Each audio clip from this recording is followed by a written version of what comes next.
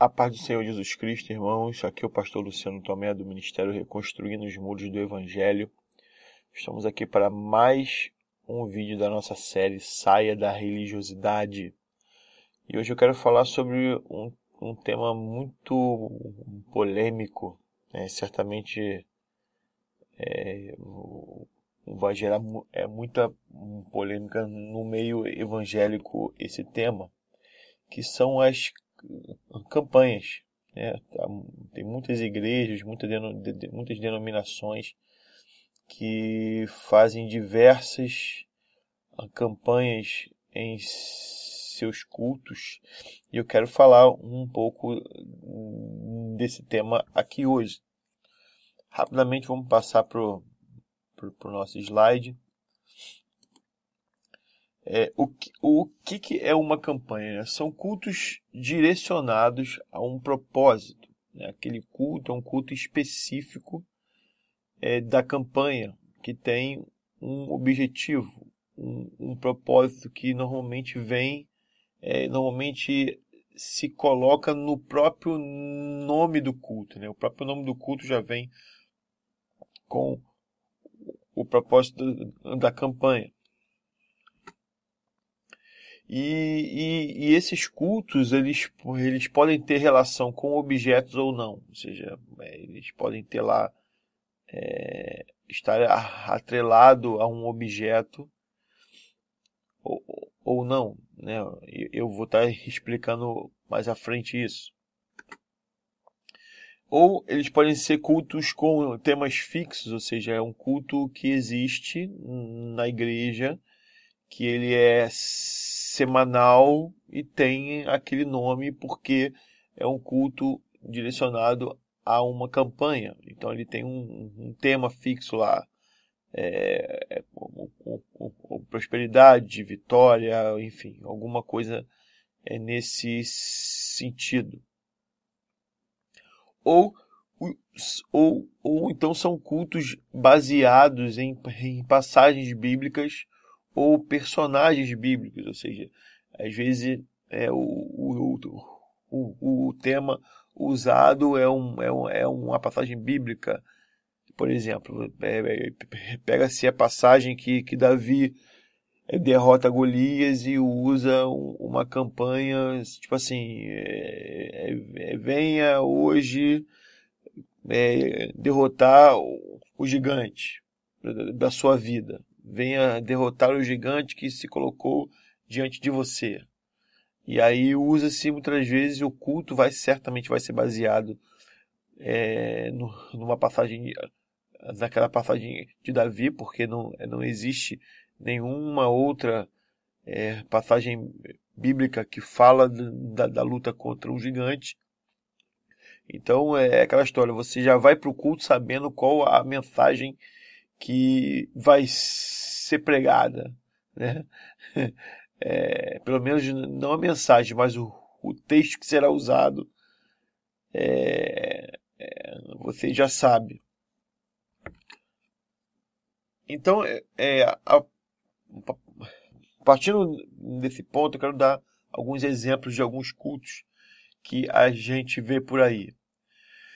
A gente tem o culto da vitória, né?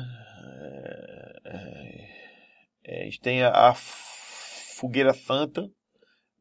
Estou pegando aqui os mais conhecidos, tá, irmãos?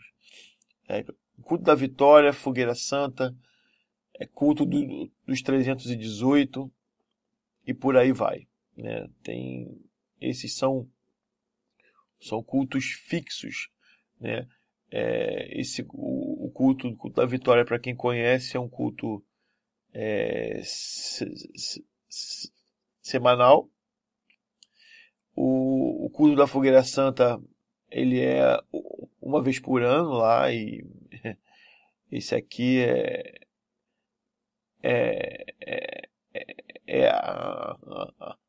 aonde a igreja arrebenta, né? O culto dos 318 também, se eu não me engano, é o culto semanal ou mensal, não sei, agora não me recordo, mas tem diversos outros exemplos de cultos que são atrelados a campanhas, né? Cultos destinados a um propósito específico. Tem campanhas de 7 semanas, tem campanhas de 3 semanas, tem campanhas de, sei lá, diversos tipos de campanha de 7 semanas, ou seja, são 7 semanas seguidas, você precisa ir lá assistir o culto X por 7 semanas seguidas para poder alcançar a sua bênção, né? Por exemplo, o culto da vitória é assim, você tem 7 semanas, você vai para o culto com o propósito de alcançar uma bênção na sua vida, uma casa, um carro, um emprego, ou seja lá o que for que você deseje para você ou para algum conhecido ou familiar. E por 7 semanas você tem que frequentar aquele culto para que a sua campanha funcione, né? Senão você não vai atingir lá o objetivo. Então, é assim que normalmente funcionam as campanhas. Aí você tem, em muitas igrejas pentecostais, neopentecostais, culto de libertação, culto de cura, culto da prosperidade, culto da família, culto seja lá de quê, seja diverso. Tem igreja que para cada dia da semana é um culto diferente. Então, tipo assim, se você precisa de libertação, você só pode ir naquele dia, porque nos outros dias você não vai ter libertação. Se a gente seguir essa linha de raciocínio, né, de que para cada dia da semana é um tipo de culto, então se você, se alguém na sua casa manifestar um demônio e não for o dia do culto de libertação, você se lascou, né? Porque você vai ter que esperar lá com a pessoa endemoniada 2, 3 dias, porque o culto de libertação é daqui a 2, 3 dias. Se você está enfermo e precisa, né, de uma cura, ou então deseja buscar em Deus uma cura, você vai ter que esperar lá o dia certo da cura, do culto de cura, porque o culto de cura é naquele dia, né? Você não pode querer buscar cura no culto de libertação, né? Você não pode querer buscar prosperidade no culto de cura, e por aí vai, para você ver, né? Desculpa a minha ironia, mas não tem como estar diante de uma situação dessa e não ser irônico, porque é um absurdo, né? Ou seja, você pega um culto de libertação, é um culto focado em manifestar demônios, ou seja, são cultos voltados aos sinais e não à pregação do evangelho. Ou seja, se pega um culto, você lê uma passagem e aí no final se prega lá por 15 minutos ou 20 minutos, seja lá o tempo. Eu estou falando porque eu já frequentei culto.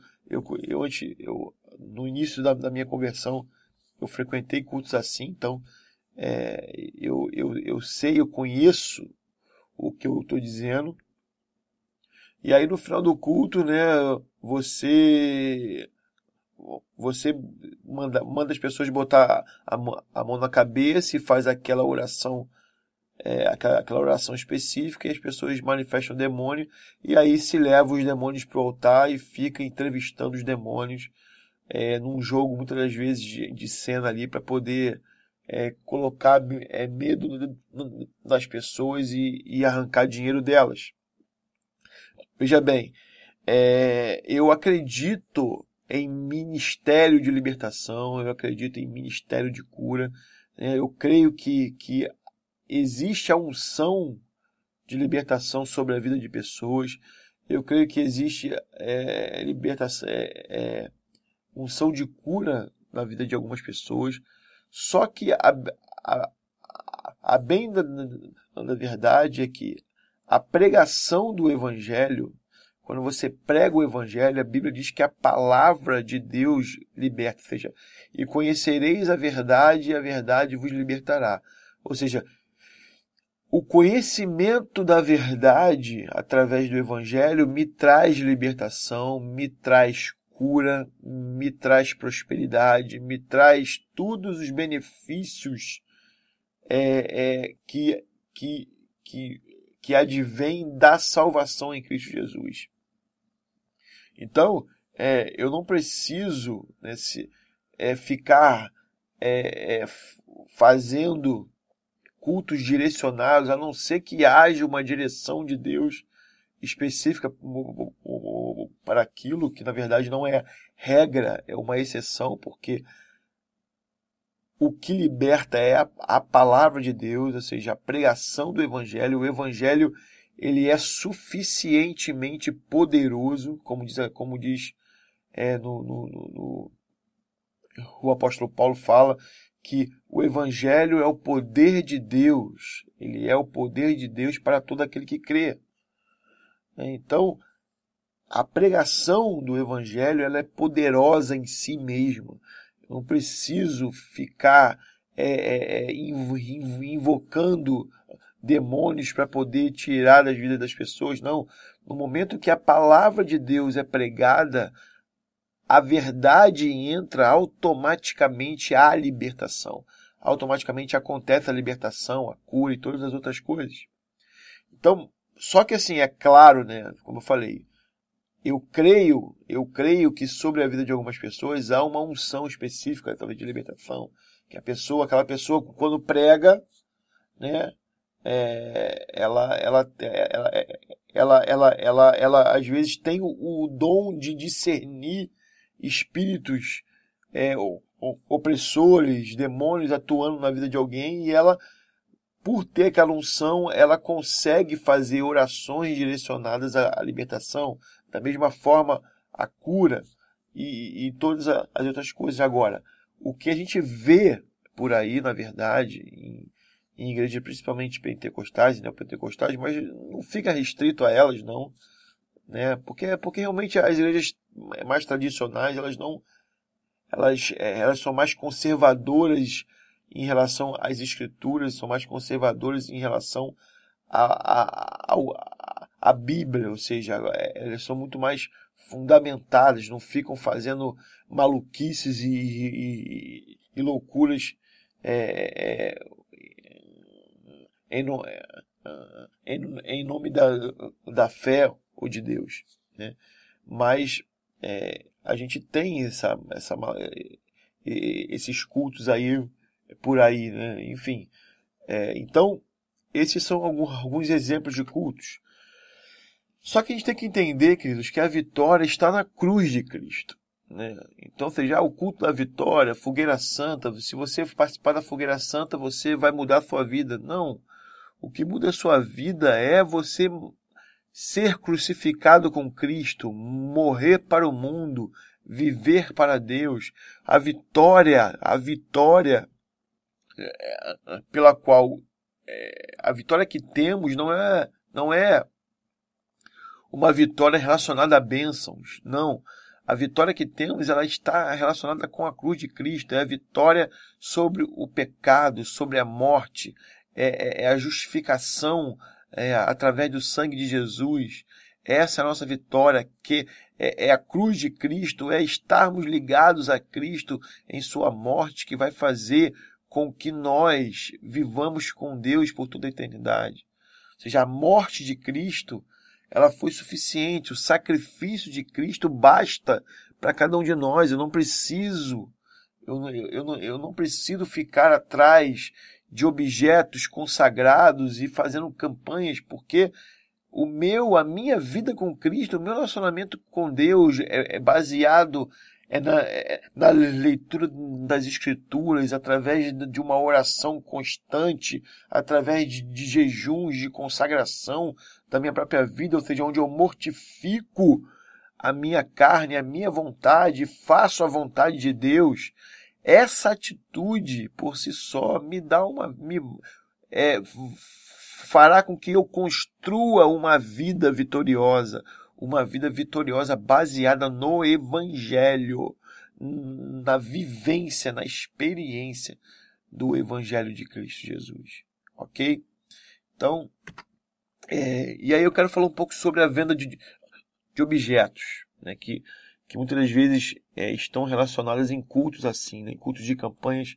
Tem muita venda de objetos, né? Você tem a rosa, o tijolo, a fronha, a meia, a garrafa de água, o vidro com óleo, desculpa, o pão, o sal, e tudo vem com a palavra ungido, né? A rosa ungida, o tijolo ungido, a fronha ungida, a meia ungida, a garrafa de água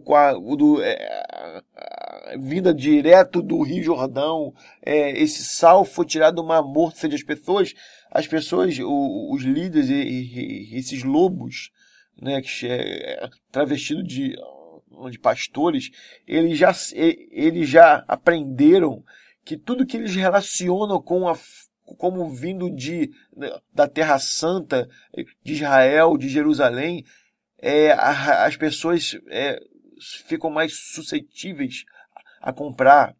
Então, quando o cara fala que a garrafa de água ela é do Rio Jordão, água direta tirada do Rio Jordão, ou então que o sal veio lá do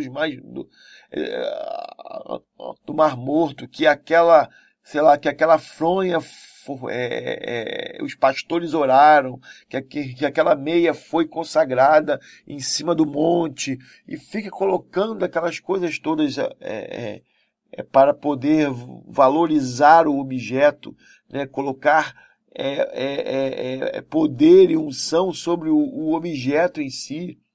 Isso ajuda na hora de vender os objetos. Por isso que você vê absurdos como o cara vender uma fronha por R$100.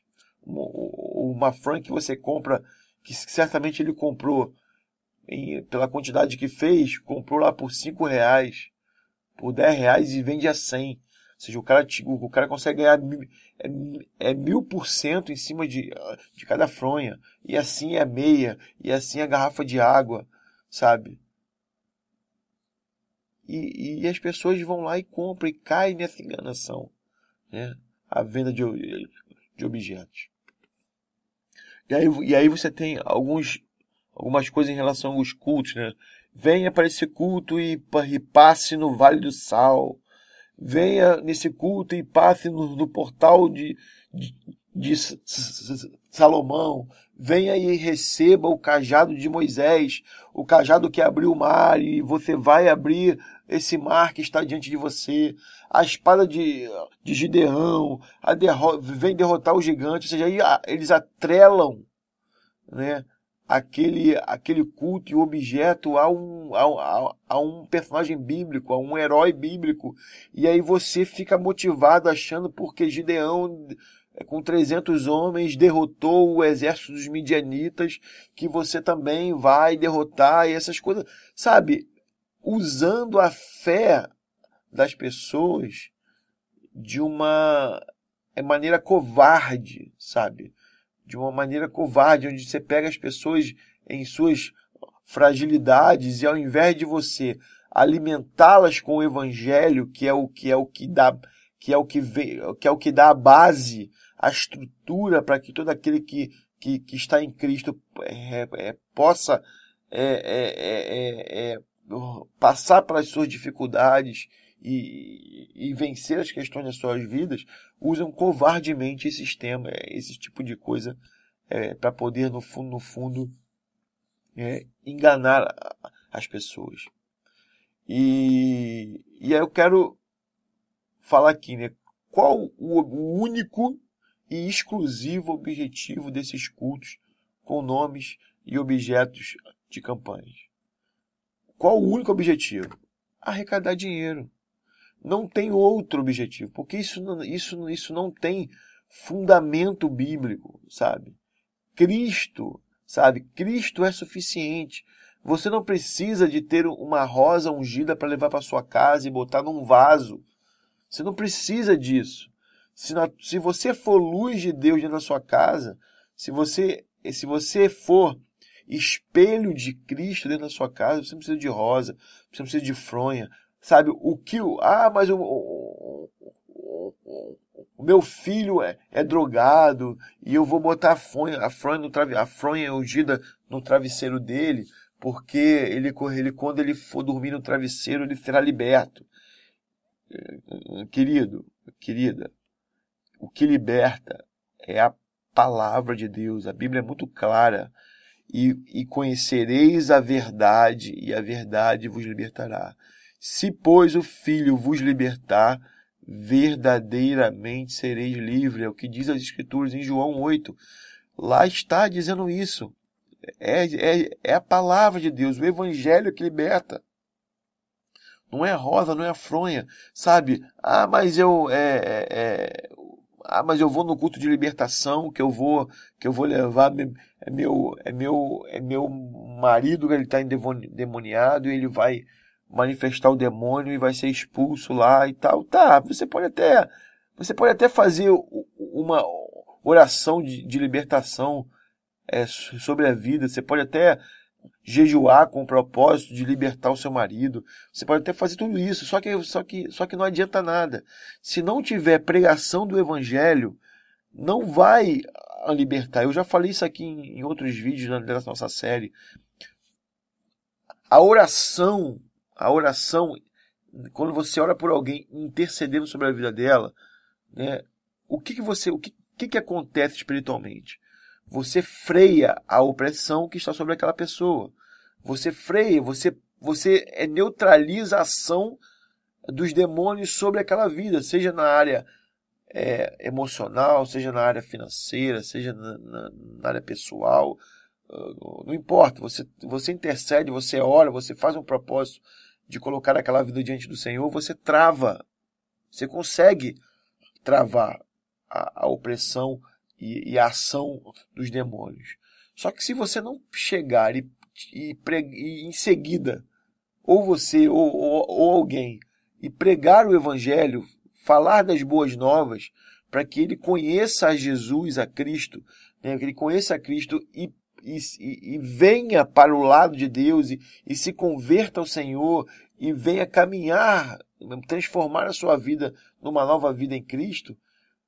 Quando você parar de orar, quando você achar que as coisas melhoraram e parar de orar, os demônios vão voltar.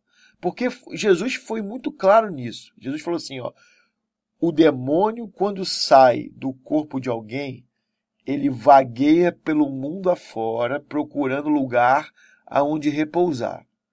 Não achando lugar, ele se lembra, vou voltar para a minha antiga casa. E ele volta. Encontrando a casa limpa, adornada, porém vazia. Vazia de quê? Vazia do Evangelho, vazia de Deus, vazia da presença do Espírito Santo. O que diz Jesus? Ele vem, encontra ela adornada e vazia e traz com ele outros 7. E o estado final dele é pior do que o inicial. Então, quando você faz essas coisas e não prega o Evangelho, não adianta nada, irmão. A hora que você parar de orar, a hora que o efeito da campanha, né, passar, vai voltar tudo. Porque o que liberta não é a fronha, o que liberta não é a rosa, o que liberta não é a garrafa de água, nada disso. Não é o copo d'água que você bota em frente à televisão, não é nada disso. O que liberta é Cristo, a verdade, a palavra de Deus é Jesus, é Ele, é o Evangelho que liberta as pessoas. Então, quando você vê cultos como esse, onde a pessoa te força a você ir a 7 semanas, ou seja, o cara te força a ir a 7 semanas, são 7 semanas que ele vai ter você garantido lá para dar oferta, para dar dízimo. O cara te prende por 7 semanas, como se Deus precisasse que você cumprisse um ritual para ele operar na sua vida. Claro que não, querido. O único objetivo disso é arrecadar dinheiro. Vou te falar uma coisa. Você sabia que existem empresas? Você vê esse mercado de venda de objeto nas igrejas é tão lucrativo que existem hoje empresas que fornecem objetos para igrejas. Ou seja, pessoas, empresários montaram empresas que fabricam objetos para vender em igrejas, em cultos. O tijolinho, o anel, o broche, a espada, sabe? Porque é uma mina de dinheiro. O cara vende lá, o pastor lá, safado, compra lá um tijolinho por 30 centavos e vende a R$50. E vende a R$30. E, irmãos, olha o lucro absurdo que gera. Por isso que você vê igrejas aí, por isso que você vê igrejas com que são verdadeiro palácio, sabe, com tudo de mármore, tudo do bom e do melhor. Claro, isso tudo à custa de dinheiro de membro que dá em campanha. Eu vou falar aqui uma coisa, a Igreja Universal do Reino de Deus, a fogueira santa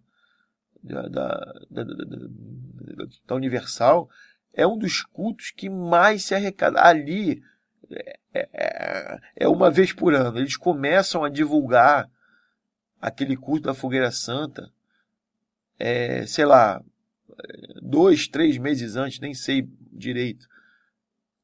E eles arrecadam milhões, ou se duvidar, até bilhões pela quantidade de igreja deles. E os pastores, eles têm metas a cumprir. Tem um monte de vídeo no YouTube, irmãos, é só você procurar aí. Tem muitos vídeos no YouTube de líderes da Universal falando, estipulando metas, valorizando pastores que conseguiram arrecadar mais dinheiro, menos dinheiro. Os caras têm que cumprir meta, que nem diária de táxi. O cara tem que cumprir a meta dele no mês, é que nem o bancário. Ele tem que ir lá fazer tanto dinheiro no mês, porque senão ele não é um bom pastor. Senão, sabe, aonde que isso, sabe,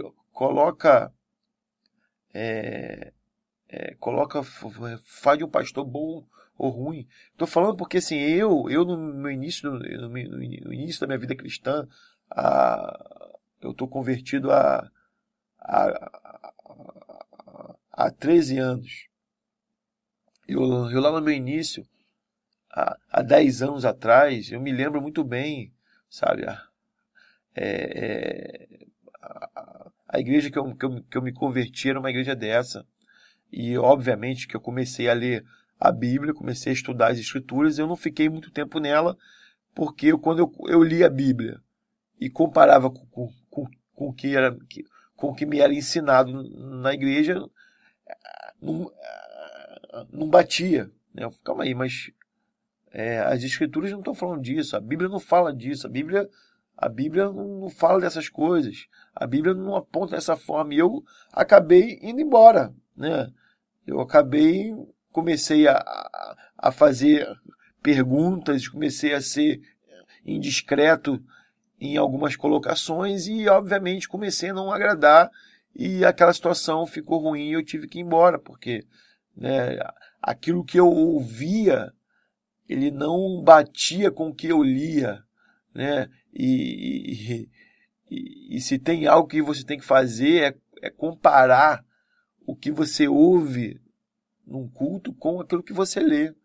Porque se o que você está ouvindo não condiz com o que está escrito nas Escrituras ou não tem uma base bíblica, você está correndo um risco de ser levado por um caminho que não é o Evangelho. Né?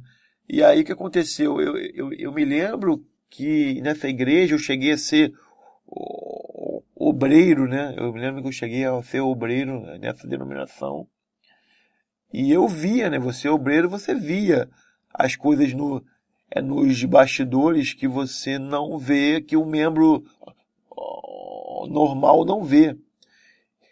E eu vi essas coisas de campanha, de ter que fazer, de ter que arrecadar, e sabe, e aí você pegava um culto de 2 horas, aonde se pregava a Bíblia, que não vou nem dizer que pregava o Evangelho, que de Evangelho a pregação não tinha nada, mas se pregava uma mensagem lá, 20 minutos, e passava 1 hora e meia pedindo dinheiro. Aí vende o livro, vende o quadro, vende, sei lá, o objeto lá aqui do culto, que seja a espada, e vende mais não sei o quê, e pede oferta para mais para aquilo. E por quê? Eu me lembro disso como se fosse hoje. Eu via a angústia do pastor em arrecadar, porque ele era cobrado. E se ele não os meses subsequentes ele não arrecadasse aquele dinheiro, ele seria substituído. E o pastor, ele tem esposa, ele tem família, tem filhos, né? Ele vive ali, né? A vida dele é ali. Né? O que também para mim não justifica, tá? Eu acho que quem sustenta cada um de nós é Deus, e se você o pastor não precisa ser conivente com isso, né? Se ele for homem de Deus, Deus vai sustentá-lo. Só que também o que acontece é o seguinte, é que alguns pastores acostumam com padrão de vida alto, porque tem igrejas que pagam salários altos a pastores, e o pastor acaba, para não perder aquilo ali, para não deixar sua família amigo, ele acaba se sujeitando a esses esquemas de campanhas e de arrecadação. E aí, o que eu vi, na verdade, né, eu pude ver com os meus próprios olhos, foi um homem, e aos poucos, um pastor, né, que era um homem que a gente olhava e via que era um homem de Deus, que tinha um coração voltado ao Senhor, com o passar do tempo foi esfriando no seu ministério, foi perdendo a visão de reino,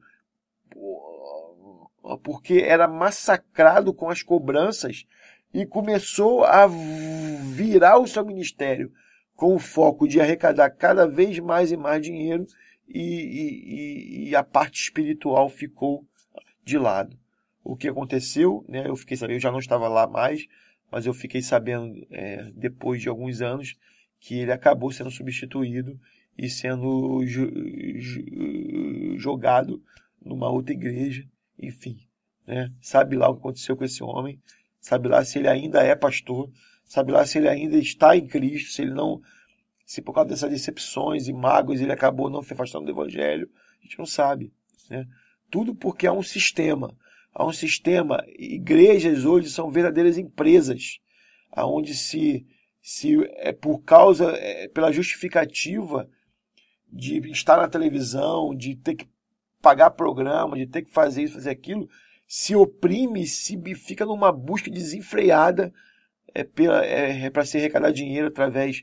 E aí tem aquelas igrejas que não concordam com essa venda de objetos consagrados, né? Que é praticamente uma macumba evangélica. Aí, por outro lado, vendem, aí fica fazendo, ou essas outras igrejas que ficam o tempo todo fazendo congressos, eventos, e vendendo livros, e vendendo DVD de mensagem, vendendo um monte de coisa, porque precisa arrecadar dinheiro. Veja bem, eu não, para a gente finalizar aqui, eu não sou contra que o cara escreva um livro e venda. Eu não sou contra que ele grave uma mensagem e venda. Só que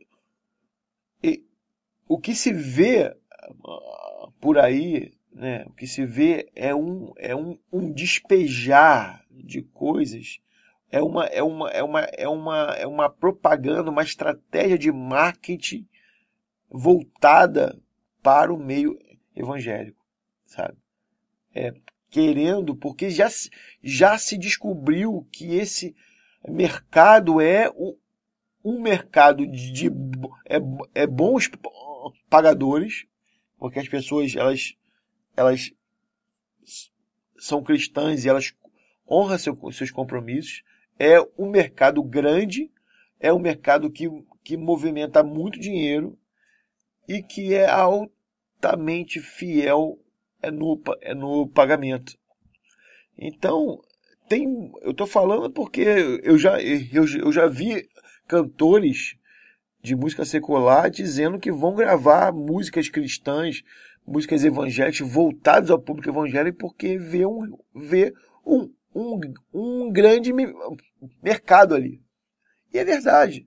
E quem é o culpado disso? O culpado disso são os líderes, esses lobos travestidos de ovelhas que fazem 1001 malabarismo para arrancar cada vez mais dinheiro das pessoas, né, prometendo coisas que a Bíblia não diz. Né? Em primeiro lugar, que você não pode... as bênçãos de Deus, elas não estão à venda. Deus não está à venda. Né? Jesus não trata diferente quem dá e quem não dá. A bênção de Deus não está atrelada a quem pode fazer, a quem pode retribuir. Né? O dízimo não é negociável. O dízimo ele não é primeiro ato, ele é o segundo ato. Eu dou do que Deus já me deu e eu não dou para que Deus me retorne. Eu devolvo do que Deus já me deu. Então eu não posso usar o dízimo como objeto de barganha. Eu tenho um vídeo aí nessa série sobre dízimos e ofertas, você pode ver, eu explico melhor sobre isso. Então o que a gente tem visto é isso aí, né? Essa parte de campanhas é um verdadeiro mercado arrecadador das igrejas e tem feito impérios, né? Tem feito de denominações, de igrejas, de pastores, pessoalmente falando, ricos. Tem feito, as pessoas têm enriquecido às custas do povo com o falso pretexto de pregar o evangelho. Que muitas das vezes você vai ouvir a mensagem do cara e ele não prega o evangelho. Eu também explico isso em alguns vídeos meus, que falar de Jesus não necessariamente é falar do evangelho. Né? Eu posso falar um monte de coisa de Jesus, citar um monte de passagem bíblica, mas não falar da obra da graça, falar do evangelho. Né? Então, que você se atente para isso, sabe? Que você não precisa participar de campanha para alcançar a benevolência de Deus, o favor de Deus com a sua vida. O que faz caminharmos com Cristo e termos os olhos de Deus voltados para nós, com as suas mãos estendidas, nos abençoando, nos guardando, cuidando de nós, é uma vida diante do Senhor. É uma vida onde eu vivo para fazer a vontade de Deus. E automaticamente eu terei os olhos de Deus sobre a minha vida. Amém, queridos? Que o Senhor te abençoe. Fique na paz e até o próximo vídeo.